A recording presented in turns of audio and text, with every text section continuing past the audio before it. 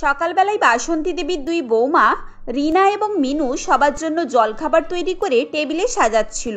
বাসন্তী দেবী, তার স্বামী হরিনাথ বাবু, দুই ছেলে বিনোদ এবং মনোজ এবং নাতি নাতনি বুলটি, টুটুল, ঝুমুর সবাইকে নিয়ে টেবিলে খেতে বসেন। খাবার দেখে মনোজ বলে, আজকের টিফিনে কি করেছো? প্লেন পরোটা? তুমি তো জানো রিনা, প্লেন পরোটা খেতে আমার একেবারেই ভালো লাগে না। আমার জন্য চটপট করে একটু আলুর পরোটা তৈরি করে দাও। আরে আলুর পরোটা করতে তো অনেক সময় লাগবে। আলু সেদ্ধ করতে হবে, মশলা তৈরি করতে হবে, সে অনেক ঝামেলার কাজ। তুমি আজকের জন্য এই পরোটাটা খেয়ে নাও, আর সঙ্গে তো আলুর তরকারিও রয়েছে। আমি এই আলুর তরকারিতে পরোটা খেতে পারবো না, আর সময় লাগবে তো কি হয়েছে, আমি না একটু অপেক্ষা করছি। আমি আলুর পরোটাই খাবো, আর সময় নষ্ট না করে পরোটা তৈরি করো। মনোজের জন্য যখন আলু পরোটা তৈরি হচ্ছে, তাহলে আমার জন্য একটা ডিম পরোটা তৈরি করে দাও। এই প্লেন পরোটা খেতে আমারও ভালো লাগে না। বাবার কথা শুনে ছোট বুলটি বলে, মা, ও মা, আমার জন্য স্যান্ডউইচ করে দাও, আমিও পরোটা খাবো না। বাহ, আর কারো কোনো ফরমাশ আছে? থাকলে বলে দাও। মিনুর কথা শুনে রিনার ছেলে টুটুল বলে, আমিও পরোটা খাবো না। হ্যাঁ বাবা, তুই কেন বাদ যাবি? বল বল, তুই কি খাবি বল, তোর জন্য কি তৈরি করতে হবে? তুমি আর মা মিলে আমার জন্য চাউমিন করে দাও না, আর ওটা একটু ক্যাপসিকামও দেবে, আর সঙ্গে একটু চিকেন ফ্রাই করে ওটা দিয়ে দেবে। এমন সময় বাসন্তী দেবী বিরক্ত হয়ে বলেন, আরে তোরা এইসব কি পেয়েছিস বলতো? প্রতিদিন এটা খাবো না, ওটা খাবো না, এটা কি কোনো হোটেল নাকি? যা হবে প্রতিদিন সবাই মিলে খেয়ে নেবে, ব্যাস ফুরিয়ে যাবে। তা নয়, এর জন্য এটা করো, ওর জন্য ওটা করো। সবার আলাদা আলাদা ফরমাস, সবার আলাদা আলাদা পছন্দ। সবার আলাদা আলাদা পছন্দ হওয়াটা কি খারাপ? খাবার যে যার পছন্দের মতো খেতে পারে।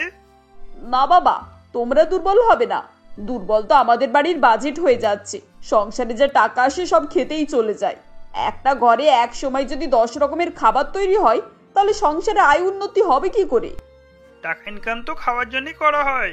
একটু ভালো মন্দ খেতেই না পেলাম, তাহলে এত টাকা রোজগার করে কি লাভ? হ্যাঁ, তোমরা সবাই খাবার জন্যই তো ইনকাম করছো।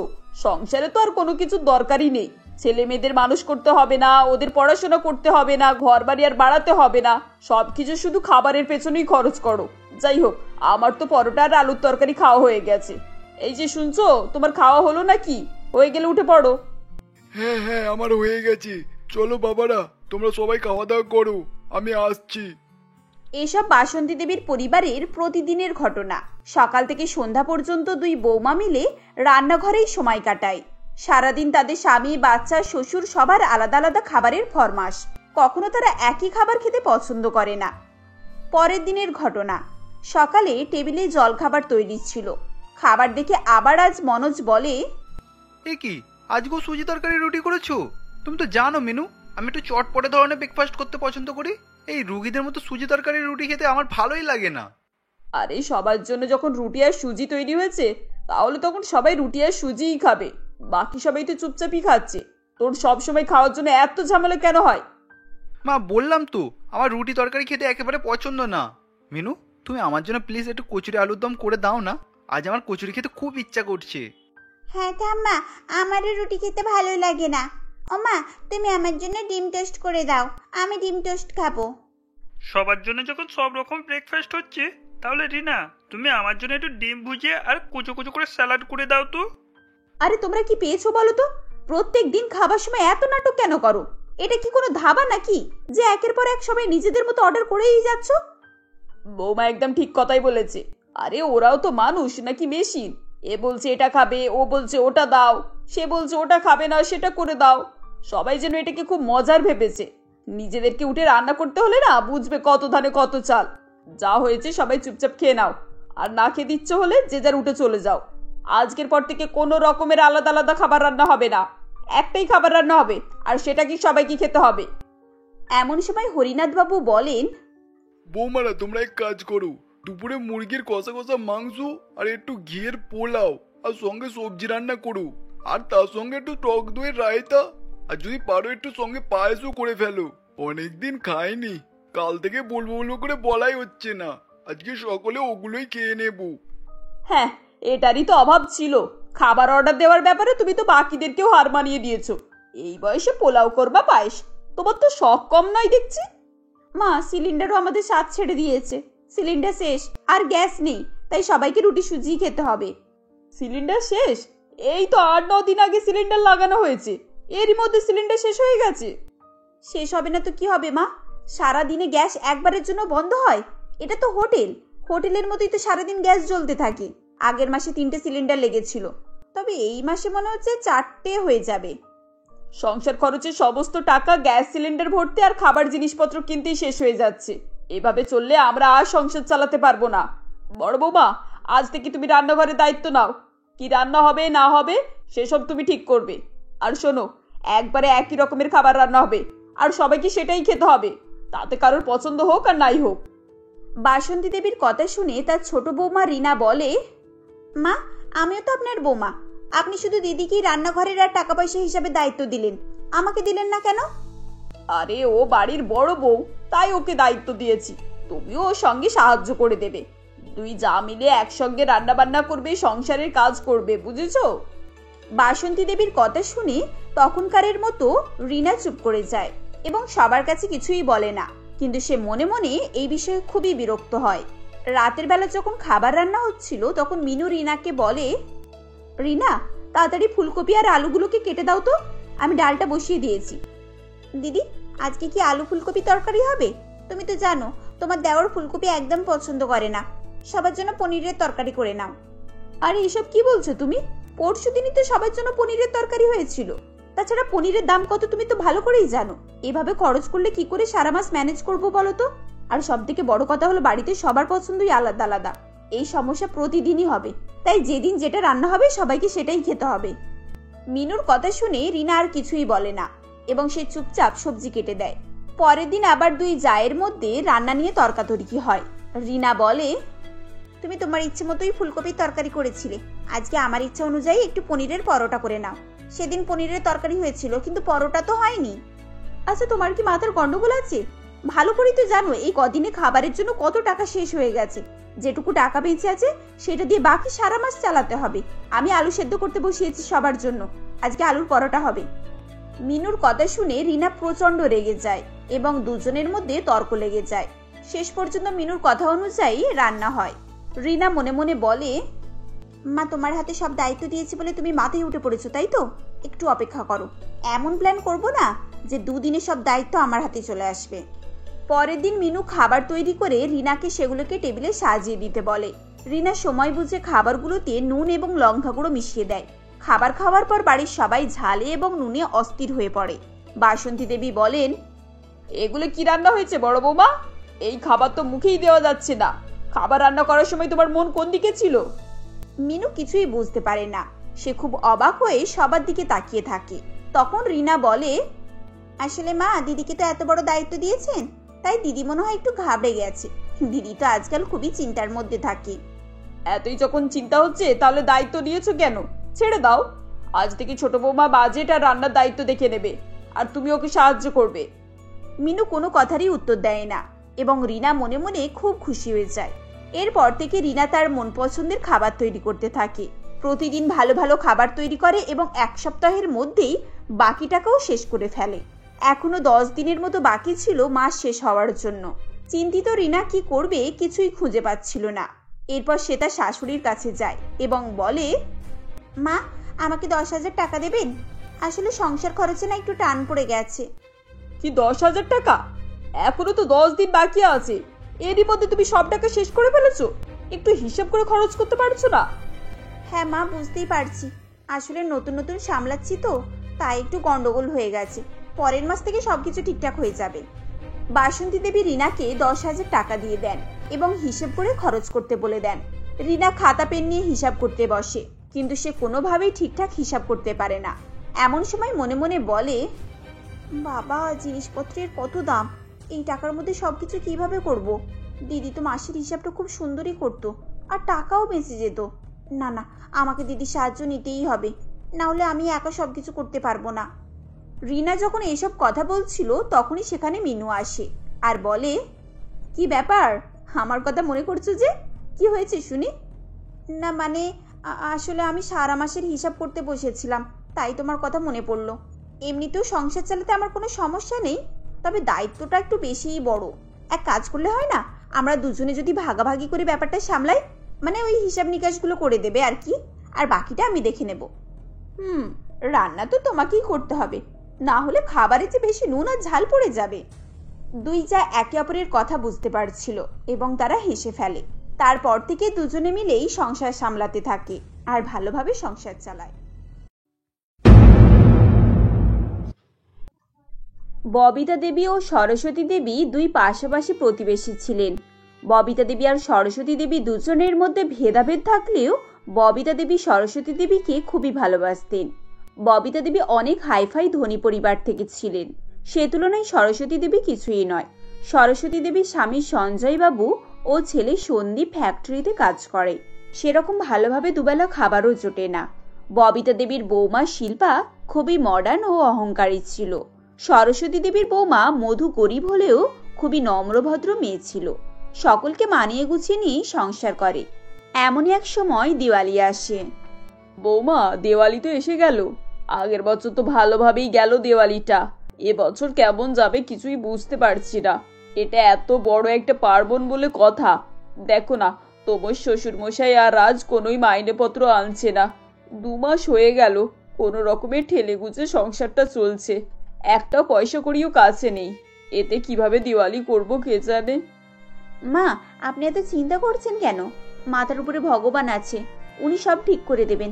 আমাদের এখন যেমন সময় আমরা তেমনই দিওয়ালি করব, বাজিও ফাটাবো না, লাইটিংও করব না। হ্যাঁ, হয়তো আমাদের নতুন জামাও হবে না, কিন্তু তা বলে কি আমরা দিওয়ালি করব না? নিশ্চয়ই করব। বৌমা, সবই তো বুঝতে পারলাম, কিন্তু এটা তো তোমার বিয়ের পর প্রথম দিওয়ালি, একটা নতুন শাড়ি তো অন্তত কিনে দিতে হবে। ওই দেখো না, আমারই সামনের প্রতিবেশী ববিতা দেবী, আমার বান্ধবী, সে ওর বৌমাকে নতুন শাড়ি কিনে দিয়েছে, দামি বেনারসি দিয়েছে দিওয়ালিতে পরবে বলে। আর আমি তো দূরের কথা, আমার ছেলেও তোমাকে একটা শাড়ি কিনে দিতে পারবে না হয়তো। মা, আমাদের এখন যেমন সময় আমাদের তো তেমন করতে হবে, কে কি করছে তা দেখে তো আমাদের লাভ নেই। আমার যা যা পুরানো শাড়ি আছে আমি তাই পরেই কাটিয়ে দেব। এখন আমাদের সময়টা খারাপ যাচ্ছে, ঠিক মতো খাওয়া দাওয়াও হচ্ছে না, এতে আবার কি করে নতুন কাপড় চোপড় কেনার কথা বলি বলুন তো? আমার কিচ্ছু লাগবে না ওসব, আমি এমনি সাদামাটা ভাবেই কাটিয়ে দেব। এভাবে কথা বলতে বলতে হঠাৎ একটা চুড়িওয়ালি চুড়ি বিক্রি করতে আসে। চুড়ি নেবে নাকি গো? চুড়ি, সুন্দর সুন্দর কাঁচের চুড়ি, ডিজাইনের চুড়ি, দিওয়ালিতে পরার জন্য নতুন চুড়ি এনেছি। ও মাসি, কত করে চুড়ি? এদিকে এসো না, দেখি কেমন চুড়ি এনেছো। মধুর ডাক শুনে চুড়িওয়ালি ঝাঁকা নিয়ে শিল্পা দেবী দরজার দিকে এসে দাঁড়ায়। নিয়ে নাও মা, সুন্দর সুন্দর চুড়ি আছে, অনেকক্ষণ থেকে মাথায় করে নিয়ে ঘুরছি, আর পারছি না, এই কটা চুড়ি বিক্রি হয়ে গেলেই বাঁচি। মাসি, কত করে ডজন চুড়ির? দেখে তো মনে হচ্ছে অনেক দামি চুড়ি, এত দামি কি কিনতে পারবো? আমার কাছে তো বেশি টাকা পয়সা নেই। বেশি দাম না মা, 50 টাকা করে ডজন, ভালো চুড়ি আছে, তোমার হাতে এটা ভালো মানাবে। এই নাও, এই চুড়িটা মাত্র 50 টাকা, এই কটা চুড়ি আছে, নিয়ে নাও না। আর আমি এগুলো নিয়ে ঘুরতেও পারবো না, এবার বাড়ি যাব। 50 টাকা দিয়ে চুড়ি কিনলে আমার হবে না মাসি, অনেক দাম, আমি এত টাকা দিয়ে চুড়ি কিনতে পারবো না। এই কয়েকটা টাকা আছে মাত্র, এই দিয়ে আমাকে দিওয়ালির সমস্ত খরচ চালাতে হবে। চুড়িওয়ালিকে দেখে ববিতা দেবী ও তার বৌমা শিল্পা এগিয়ে আসেন। এই যে আন্টি, চুড়িগুলো কত করে গো? এর মধ্যে সব থেকে যেটা দামি সেটা আমাকে তুমি দাও। আমি তো আর ওই প্রতিবেশী বউয়ের মতো গরিব নয় যে দুটো চুড়ি কিনতে গেলেও আমাকে 7-5 ভাবতে হবে। বৌমা, তোমার যেটা পছন্দ তুমি নাও না, দেওয়ালিতে পরবে, ভালো লাগবে, তারপর না হয় দেখা যাবে। তা বলে দেওয়ালিতে একটু সাজবে না তুমি? না মা, আমার আগের অনেক চুড়ি রাখা আছে, আমি সেগুলোই পরে নেব, আমার লাগবে না। তা লাগবে কেন? চুড়ি কিনতে গেলে 50 টাকা খরচ করতে হবে যে, সেটা কি তোমার আছে? আমি বুঝি না বুঝি, সামান্য 50 টাকার চুড়ি কিনতে এত ভাবনা? এই বলে শিল্পা মধুকে দেখে অট্টহাসি করতে থাকে। শিল্পা ধনী পরিবারের বউ বলে সবসময় নিজেকে বড় ও অহংকারী মনে করত। আন্টি, আমাকে তাড়াতাড়ি দিন, আমার দেরি হয়ে যাচ্ছে, আমাকে আবার পার্লার থেকে ফেসিয়াল করাতে আসবে। এখনই আমি দিওয়ালিতে সাজবো বলে পার্লার বুক করেছি, 50,000 টাকা লাগবে সাজতে, একটা দুটো টাকা নয়। আর কেনই বা সাজবো না? আমার কি স্বামীর টাকা পয়সা কম আছে নাকি? এই প্রতিবেশী মধুর মতো নাকি যে টাকা পয়সা নেই বলে সাজবো না, নতুন কাপড় চোপড় পরবো না? থাক না বৌমা, এসব কি হচ্ছে? তুমি তোমার জিনিসটা কিনে বাড়ি চলে যাও, অন্যের কথায় নাক গলাচ্ছ কেন? যে যার যেমন পরিস্থিতি বুঝেই সে তো কিনবে সেটা, নাকি তুমি আমি বললে চলবে? হ্যাঁ ববিতা, তোমার বৌমা কিন্তু বড্ড বাড়াবাড়ি করছে, আমার বৌমার অত শখ আর লোভও নেই, সে অল্পতেই সন্তুষ্ট। তুমি তো জানো আমাদের সব পরিস্থিতি, তার সত্ত্বেও এইভাবে তোমার বৌমা অপমান করে গেল। সরস্বতী দি, এইসব কথা বাদ দাও। সামনেই আমাদের এত বড় উৎসব, আমরা সবাই মিলে আনন্দ মজা করে কাটাবো। ববিতা দেবী জানতো যে তার বৌমা একটু বেশি বাড়াবাড়ি করছে। তাদের কি আছে না আছে সেটা তো সবাই জানে, বলার কি দরকার। সামনের প্রতিবেশীরা গরিব, তাই বলে তাদেরকে ছোট বড় কথা বলবো এটা তো ঠিক না। তারপর দিওয়ালির দিন চলে আসে। ববিতা দেবীর বৌমা শিল্পা দামি বেনারসি পরে পার্লার থেকে মেকআপ করে সুন্দর সেজেগুজে হাতে মেহেন্দি করে দিওয়ালি পালন করছে। আর এদিকে মধুকে জানালা দিয়ে দেখে হাসাহাসি করছে। দেখো না মা, তোমার প্রতিবেশীকে দেখো, শাশুড়ি বৌমা মিলে কত সুন্দর একটা পুরানো শাড়ি পরেছে, কোনো সাজগোজ কিচ্ছু নেই।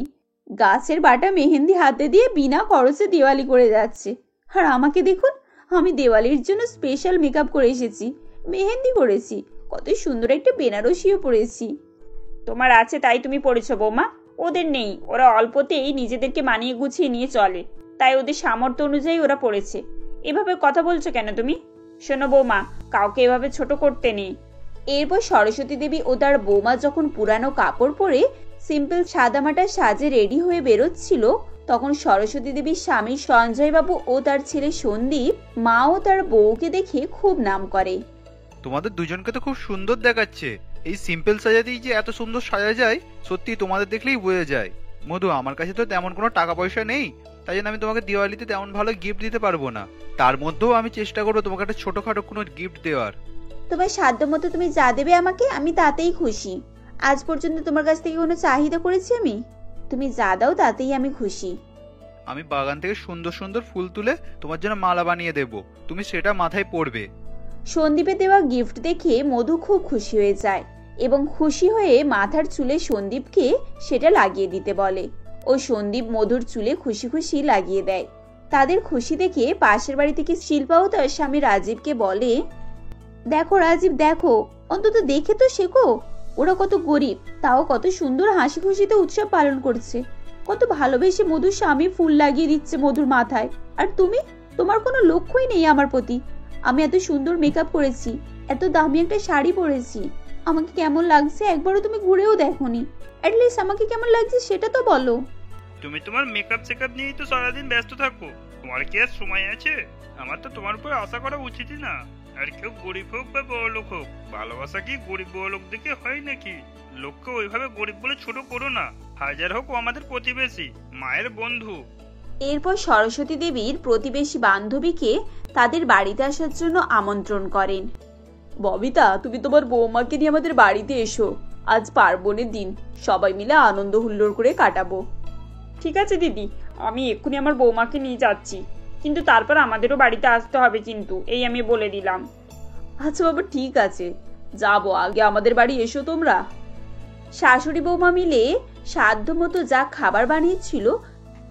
মা গো, একই কথা, আজ দিওয়ালি বলে কথা, সামান্য লুচি আর আলুর দম, ব্যাস তাতেই হয়ে গেল। আর আমি কত কি বানিয়েছি, মাটন, ছোলার পানির, নানপুরি, পায়েস, এছাড়া অনেক মিষ্টিও আছে, এমনকি মকটেলও বানিয়েছি। আচ্ছা বৌমা, তোমার সব জিনিসে কি বাড়াবাড়ি না করলে চলে না? তুমি বানিয়েছো তো কি হয়েছে? আমার বান্ধবী গরিব হতে পারে, আমাকে ভালোবেসে আপ্যায়ন করে যা খেতে দিয়েছে এটাই আমার কাছে অনেক। ওর সামর্থ্য যা হয়েছে ও তাই বানিয়েছে, এতে বলার কি আছে শুনি? সরস্বতী, ওসব ছেড়ে দে, আজকালকার মেয়েরা তো এরকমই হয়, আমি ওসব কিছু মনে করি না। কিন্তু হ্যাঁ, আমার বৌমা আজকালের মেয়ে হতে পারে, কিন্তু ও এরকম না, ও সবসময় সব জিনিসটাকে মানিয়ে নিতে জানে। এরপর ববিতা দেবী ও তার বৌমা সরস্বতী দেবীও মধুকে নিয়ে তাদের বাড়িতে যায়। সেখানে ডাইনিং টেবিলে সুন্দর করে সাজানো বিভিন্ন রকমের খাবার দেখে শিল্পা তাদের সামনে গিয়ে বলে, এই দেখো আমি কত কি বানিয়েছি, তোমরা কি আগে এসব কিছু দেখেছো? তার কথা শুনে মধু ও তার শাশুড়ি লজ্জায় মাথা নিচু করে নেয়। শিল্পার শ্বশুরমশাই নিবারণ বাবু ও স্বামী রাজীব শিল্পার কথা শুনে শিল্পাকে খুব বকাবকি করে। বৌমা, বাড়িতে অতিথি আসলে এইভাবে কেউ ব্যবহার করে? তুমি কি অতিথি আপ্যায়ন জানো না? সবসময় নিজের রূপচর্চা করলেই হবে? মানুষ সমাজে কিভাবে মানুষের সঙ্গে ব্যবহার করতে হয় সেটাও তো জানতে হবে নাকি? নিজে মেকআপ করে ইনস্টাগ্রামে চাললেই শুধু যে সমাজের কাছে বড় হওয়া যায় না, তার জন্য ভালো ব্যবহার ও গুণ শিখতে হয়। বাবা তুমি ঠিক বলেছো, তুমি অনেক বেশি বাড়াবাড়ি করেছো আন্টি আর বৌদিদের সঙ্গে। ওরা কত নম্র ভদ্র। ওই ওদের বাড়ি বৌমাটাও তো বাড়াবাড়ি করে না। তুমি সবকিছুতেই বড্ড বেশি পার্থক্য খোঁজো। আন্টিরা গরিব হতে পারে, ওদের বাড়ি একবারে কখনো গিয়ে দেখবে।